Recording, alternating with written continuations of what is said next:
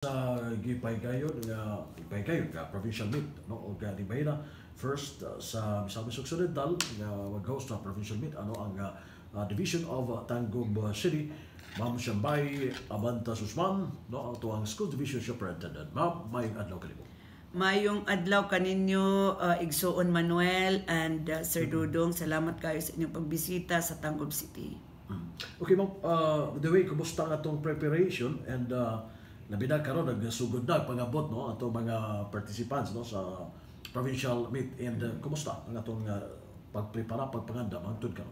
Okay, actually sir karong panahon kaganina nag flag racing me and ako gi congrats ang tanan kay mura og makaingon nami nga we are very excited for the February 7 to 11 nga provincial meet ug makaingon mi sir nga grabe ang among pagpaningkamot nga ma-plaster nato ang tanan when it comes to committee and katong mga trabaho nga kinahanglan nato. Okay naman kayo sir. So when you will ask me about sa atong preparation, we started last year pa 2023 when we were informed nga ang Tangub City na ang mag-host no. So of course we need to respect the decision no? Especially that kung moingon tag provincial meet, first time ni siya nga provincial meet diri sa province of Misamis Occidental, led by our no less than our governor Henry S. Waminal. Gusto niya makahiusa ta ug masuportahan gyud nato ang sports program sa Department of Education kay isip atong kauban ang atong mga bata nga sila ang future leaders diri sa atong province of Misamis Occidental.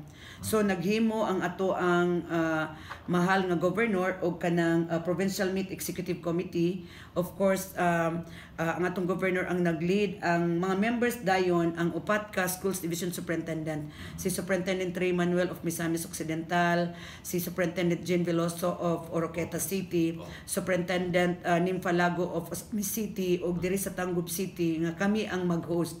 So it's an opportunity that Deputy Tangub City will host the first provincial meet ug wala pod mi gyud na guol kay ang atong yanong mayor, ang mayor si Honorable Mayor Bincana magrabe pod ang iyang suporta sa atong pag-hosting. Okay, ang tumong gyud ani no nga makakuha ta og kanabang mga athletes from Misamis Occidental nga yes, maayo no. Opo. Before ko mo dugang Igsoon Manuel, yes. Manny, okay. Nag-appeal pod aside sa superintendents, kauban nato ang atong mga mayor sa Oroqueta City, si Honorable Limuel Acosta, ang atong mayor sa Usamis City, Attorney Henry A. Faminal Jr., ang atong mayor nga presidente sa Mayor's League, Mayor of Municipality of Sinacaban, Honorable Delio T. Luod, o of course kinanglan nato ang board member SK Federated President si Honorable Clara May V. Villanueva. So right gid na siya Sir Sir Manny no, right na siya nga ang atong trabaho karon isip mga adults of Misamis Occidental unsaon nato pag strengthen ang sports no sa atong mga bata. Gwapo magud kay igsuon ang sports kay kung istorya kag sports na anay discipline, na anay proper values no, na apod ang physical aspect nato, ang healthy lifestyle ug makita nato nga these are things nga very important no para sa atong mga bata, dili lang kay mahimo silang intelligent no ang IQ kung dili apilan nato emotional quotient. So kani isip ani mga sports program nato dako kaayo ang mahimong impact sa atong mga kabataan diri sa Misamis Occidental. Maghatag pud kalinaw pod sa ato. Makahatag siya kalinaw. Actually ako gid nang gihunahuna gid Sir Manny no, gibutang gid nako siyang sports play in shaping character, instilling positive values. Kay kinahanglan namong gid sportsmanship, and also promoting peace, prosperity and unity between and among each and every Misamisnon. So importante ni siya kay kinahanglan kita nga mga leader karon futuristic gyud ta nga whatever will happen magpabilin ang unity and peace sa atong hearts sa atong mga bata, and we will be assured nga maayo ang future sa province of Misamis Occidental. That is why mao gyud na ang pinakagusto sa atong governor sa iyang 5Ms no. Misamisnon, magpuyong, malinawon, malambuon ug malipayon. Okay. Thank you, labot anak ma'am. And so, tumong yun din, no? By the way, ang sa Tanggog Division, kumusta mga itong mga athletes na to, no, nga makigsangka po sa mga division? Okay. No? Ang atong gibuhat, nangutana man kakaganina sa atong preparation, Yes, December pa lang nag-meet nami kay I wanted to end the 2023 sa atong mga kauban diri nga ma-feel nila nga i-embrace nato ni kay opportunity ni nga naka-host kita. Yes, no dili kayo ta although kabaluta nga dili lalim, pero kung ang naghuna-huna ka para sa kayon sa mga bata, then you will do. So atong gibuhat pagka January 9 and 10 naghimo ta og division athletic meet diri sa Tanggog. Para starting 11 nagsugod na ta katong mga champions, nag-in-house na ta sa tagsa-tagsa nila nga mga eskwelahan. Kay dili pud pwede nga na-busy kayo ta sa atong pag-hosting pero ang atong mga bata dili sila ready. So nag-start na miya na by January 11 up to this time. In fact, naghimo ang atong mayor sa Tanggog, si Mayor Ben, nga nag-in-house siya sa ato ang mga bata starting last Friday, Saturday, Sunday ug until tomorrow. Pero but before that, January 11 pa, nag-in-house na tabay school katong mga winners nato. Kay gusto pud nato nga, of course, kitay host, gusto pud nato nga ma-appeal mi sa katong mga champions sa atong mga athletes diri sa Misamis Occidental. So nakita ni ma'am, labi na sa bagong generations ron nga nagyapo yung hilig do sa sports, no? Perti gyud. Oo. Perti. Actually, sir, ang Tanggog City nagrepresent ni ang wushu. Kita gyud sa Inimraa sa regional, Yes. ang gikan sa Tanggog. Tanggog. Ang atong palarong pambansa, we are happy to inform everyone, no, katong wala na kay balo, nga diri sa Tanggog City nakadonate tag 3 ka gold medal sa palarong pambansa. Ang ato ang sa kanang unsa ni si Chulo katubang sa track and field. Tulo ang niyang gidaugan, no? And then naapud ta diri sa Tanggog City ang silver medalist palarong pambansa gihapon sa swimming, diri pud nagikan. And then naapud tay kuan kanang aside sa silver nga swimming, naatay kanang track and field, naapud tay mga other nga mga events atong palarong pambansa. Okay. Usab man ni siya sa kanabang mura og bunga sa hugot nga suporta, no, sa from the local government unit, labi na sa mga facilities. Kaya importante magyud kayo na, no? Yes. Igsuon, pag-start gyud nato, of course, you need to identify the working committees. Yes. Tama? Now, sa working committees nato, ang atong pinaka-importante ang billeting quarters. And these billeting quarters will not be that good kung walay suporta ang atong LGU. Yes. Kaya di man gyud na mo makaya sa DepEd, right? So, ang atong tawag ana, there is school community. So, gitabangan ta nila. Dako kaayo gyud ang tabang kay si Mayor ang atong playing venues. Dili ba kita makadula og walay playing venues, and with that very short period of time, no, kanang napangitaan gyud og paagi sa atong yanong Mayor unsa una niya nga ma-ready ato ang mga playing venues. Dili lang ingon ana napatay kanang committees about sa program kay maabot sila diri, natay governor's night about sa atong mga programa, ang atong mga tokens, ang atong mga medals, aside sa billeting venue, ang atong mga inspectorate, kinanglan natay prefect of discipline. Nag-expect na ta dapat na yung mga help desk nato, health, safety, and emergency response. And then ato ang screening and accreditation kay dili pud pwede nga atong mga bata gikuha diri pag abot sa regional disqualified di sila. So we see to it nga naana siya. And then ang atong transportation kay baya wala ba ta diri kuan kanang taxi. So kinahanglan naa natay andam nga if ever natay problema, no? And in fact diri sa atong office karon mahimo pud ni siya nga billeting quarter. Kay gi-request sa ato ang mga executive committee nga because natay mga area diri nga maayo siya puy-an pero wala internet, so nihangyo sila nga diri na lang gid sila mag-sleep sa amo ang diri sa ato ang conference room. If you look around, grabe ang readiness nato. We see to it that we display a beautiful, clean and sanitized school and community. We see to it that there is proper values, no, between and among sa atong mga human resources sa school. No, kana atong i-ready. In fact, ako gyud giingon nga, my dear school heads, unaunaan na atay tulo ka resources. Number 1 nga resources nato is ang human resources. kinahanglan pagabot sa atong mga visitors nag-start na karon until tomorrow nagnisita ang atong mga good morning dia, mga good afternoon dia, ang atong pag-abi-abi nila. Very important kay kung maski may mo siyang 5-star hotel atong school pero ang mga tao dito dili maayo mo last naman gina siya. So aside sa human resources natay gitawag nga natural resources or physical resources, so ingon ko nga klaro naman gud eskwela nang maabtan, so kinahanglan na ready na nato na siya. And then when it comes to fiscal, din pangitaan nato paagi nga makaya nato. However, we see to it that we are within the bounds of Republic Act 9184 nga kanang nigasto pud ta nga sakto nga dili ta makabawal sa unsa may bawal sa gobyerno. Mao ni akong gikuan sa ila. So far maayo kay itong mga school heads. Grabe lang pag-ayo sa ilang mga school. Ang ato pong community, ang mga barangays kay labaw na gyud nga si Mayor, iya gyud nang gi-insist nga everyone should feel good. Remember Tangub City, anang gitawag nila Tangub a dream, Tangub a town. And Tangub is we call Tangub as a place nga everyone will enjoy. So gusto na mo ma-showcase na nato karon sa Tangub City. Now nga nag-host ta, opportunity na kaayo nga makita nila nga it pays to be in Tangub because you are safe and simply home. Anak gid siya. I see. Okay, usay hanay ma'am no karon arrival no sa participants. And usay hanay unsa pay mga tomorrow unsa may may tabo. Actually igsuon man ni og sir makita ninyo na natay portfolio. Unsay may tabo sa Tangub City Sports Complex, asa sila manglingkod dito. Okay? And then naana pud tay gipangkuan sa atong mga programa, unsay mga playing venues, pero kana imong pangutana karon is about the matrix. So naana tay matrix diri unsay may tabo. Today we expect today until tomorrow moabot ang atong mga partners. Okay, from different municipalities. Ang at first gani ang among giplano is Abinamog o Patra. So we will prepare one in the division of Osamis, one in the division of Oroqueta, Misok, and then kami diri sa Tangub City Central School.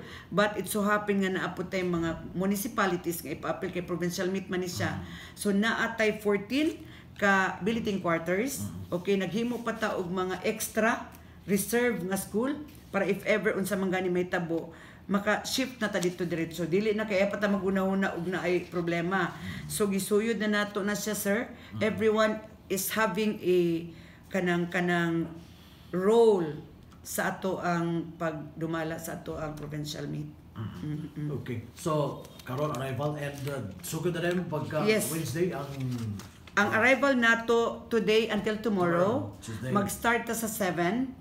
Okay, sa 7 o'clock, 3 ang atong parade na diretso para hapon na. And then after that, sa opening nato sa 7, pagka 8, padayon na siya until 11 nga ato ang closing program. But sa 8, maghimot ta og natay kaayuhan nga may tabo because there will be Governor's Night.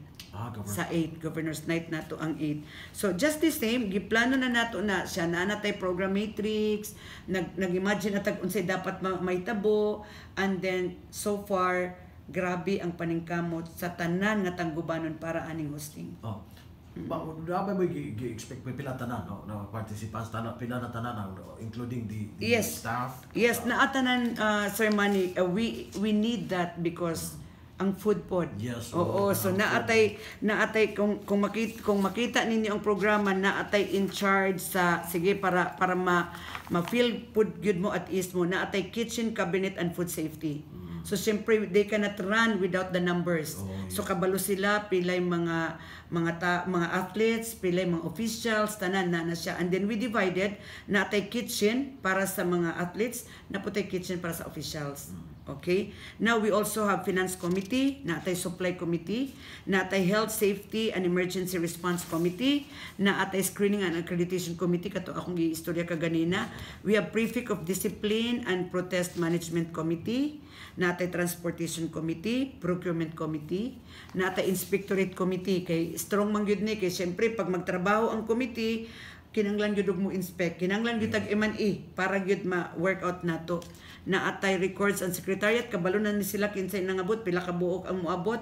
In fact, gitagaan na namo ang mga municipality nga mo-occupy sa school og pila ka number of classrooms available in that school. And then nag-request pud mi nga before karon and tomorrow, prior to this day, nagbisita na sila sa eskwelahan para magtinabangay na ta, dili kay ura-urada nga mao ni ang kinahanglan kay kuan na no. So aside from that, naatay field demo, very important, okay? Naapatay drone show, pyro musical display, naatay unity dance, entertainment, and then this is during the governor's night. What's good here is our beloved mayor is saying dapat pag-abot sa atong mga bisita na diretso tayo welcome party sa atong mga visitors nga moabot sa ato ang Tangub City. So they will expect that all the billeting quarters are already having preparations for the welcome kanang mga abot sa ilaha. And then of course gitabangan ta sa atong Boy Scout convergence kayo ni siya, no? Trabaho gyud ni sa tanan, no? Everyone is really working hard. Naluoy ko kinanglan i-mention nako ni our decoration team. Walang tulugan kana ilang paghunahuna ba kay of course with all the nitty-gritty sila makita man gyud sila, no? Atong decoration team, natay physical arrangement team, naatay para sa accommodation of VIPs and officials. So okay kaayo pud ato ang mga school heads kay gi-assignan sila og kinsay mahimong protocol officer ni governor, ni vice governor, ni mayor, ni kuan. Giplaster na nako na sir kay para pag mga bot na anay tagsa-tagsa nga mo atiman ani atong mga officials. And then we have technical staffs, we have our tournament manager, ang media communication and public affairs kay magkuan man ta partner ni ninyo. Every day kinanglan makapagawas ta og publication. So naa sila sa taas, nagready na sila. One thing very important po ang sound system and playing venues. Oh, di ba? Grabe kayo ang pagpaningkamot ani especially ni mayor ug ang ato ang komunidad.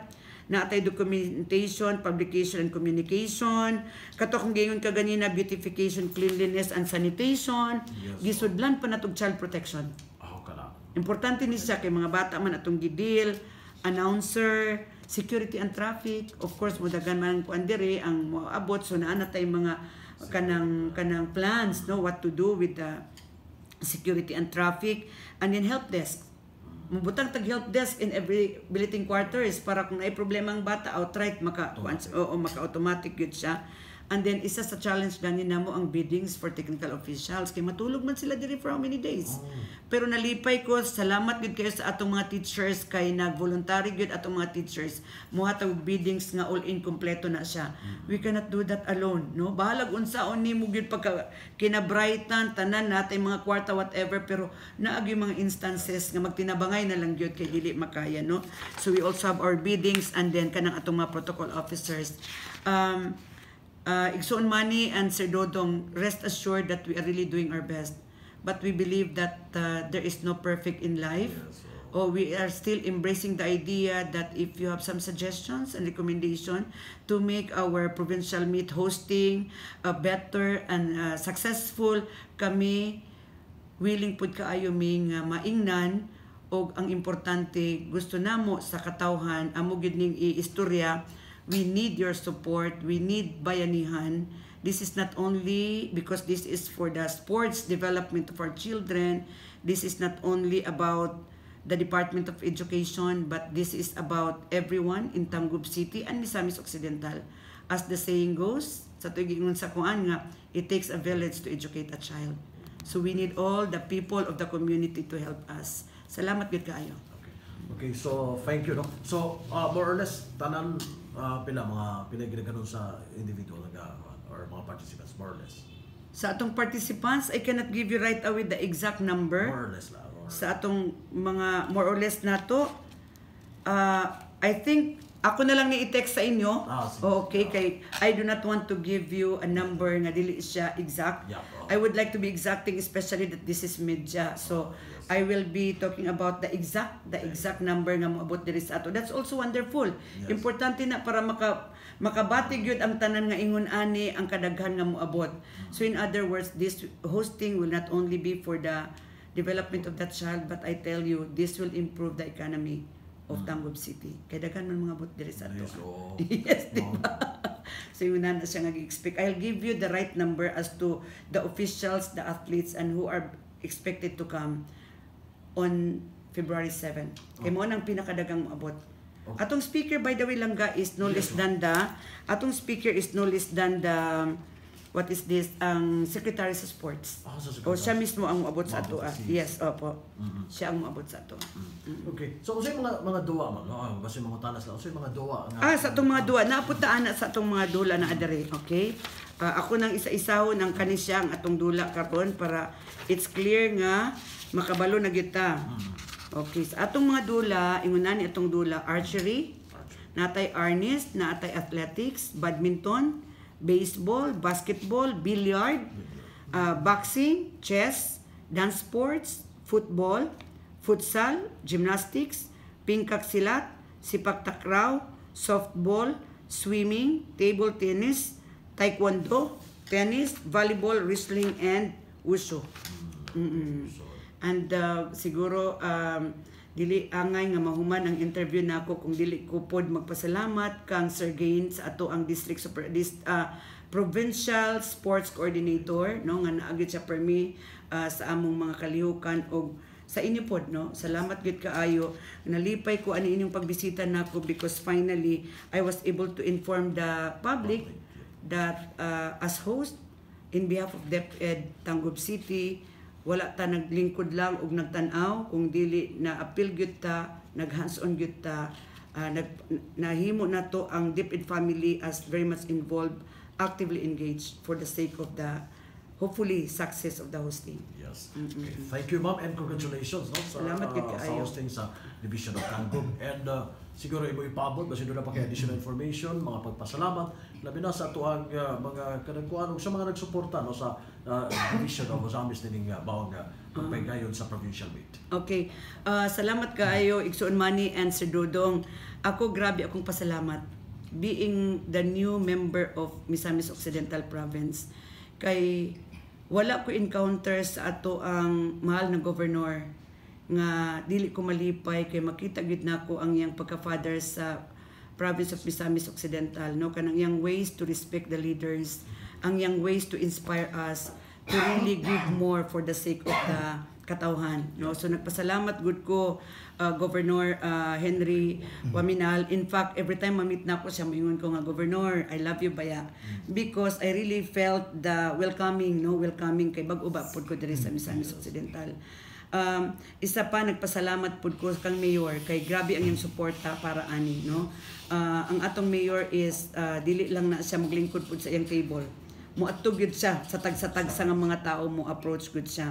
Nagpasalamat pud ko sa atong Father SDS sa Misamis Occidental, no less than Superintendent Ray Manuel. Sir, salamat gid kaayo and know that our hosting here to me is really an opportunity. It's really a welcoming situation because wala ko nagdili ko moingon nga sayon ra kaayo. It's difficult but this is testing the bond and the camaraderie of our team in Tangub City. Kana bang nahimo nato ang tanan atong amigo, amiga, kita tanan nangitag paagi para sa kaning hosting. Nagpasalamat ko kang Mayor Limuel Acosta, Mayor Attorney Henry Waminal Jr., si Mayor Adelio Luod, of course si akong gina-repeat permi si Mayor Ben, si Honorable Clara May sa SK, ang akong mahal na superintendent sa Oroqueta City, Ma'am Jean, thank you so much for being very supportive to me. Ma'am Nimfalago, thank you so much for being supportive to me. Ang atong barangay official, Sir, grabe. Ang atong mga councilors, atong Vice Mayor, si Vice Mayor Tito, no? And everyone, no? The barangay chairman, tanan, wala tay nakita nga taga Tangub City nga dili wala nagsuporta. And all this we are doing of course for the sake of our children. Kani dili ni para sa isa ka tawo, para ni sa tanan. Salamat gyud kaayo og ang pinaka-importante kami magpasalamat sa Ginoo. Kay nganuman despite of all these things kitagaan tag strength nga para we can still afford to smile and feel that everything is a blessing to serve Misamis Occidental. And I think that's it. Okay kaayo ang akong kuan. Gwapo kayo siya. Wala pa ko nag 1 year. But this is grabe nga experiment sa ako. Pero maulagit akong giingon, Sir, God will not give you anything that you cannot do. And also with my experience in the regional office, the leadership of RD Art Bayukot, kanang maka-inspire gid, Sir, no? Nga kanang dili gid lalim ang pag-hosting, no? Na-experience na ko na when I was in the region. Og malipay ta nga kung nag-host ta, makita nato daghan kayo nagtabang. Teachers, school heads, atong mga supervisors, tanan gyud, Sir, no? Atong mga chiefs, if you'll tell me tanan gyud DepEd Tangub City family, Tangub City as a whole with with Honorable Ben Canama, and of course everyone in Misamis Occidental with the leadership of our governor, no? Tanang school superintendents, wala gyud koy maingon nga wala nagtabang. Everyone is really helping. So that this morning ako gid nang gi-pray, aside even sa prayer nga, Lord, let our minds, our hearts, and our hands be working for your sake. Because if all our things nga gibuhat nato, gihatag nato para sa Ginoo, everything that we'll do is considered a prayer. And that will be for the betterment of everyone. Salamat gid kaayo. Thank you. Salamat kayo to nagkauban ng atong Schools Division Superintendent Ma'am Shambay Abantas Usman diri sa division sa Tangub City labot sa ipahigayon no nga provincial meet hangtod kini no sa pizza 11. Pizza 11. Pizza 11. Sa 11 ning bulan sa Pebrero. So gikan diri sa division sa Tangub City kaban ako si Dodong Bargamento, Double D Cortesi, Manuel Ron Kinichi. Salamat, may adlaw nato. Ang adlaw.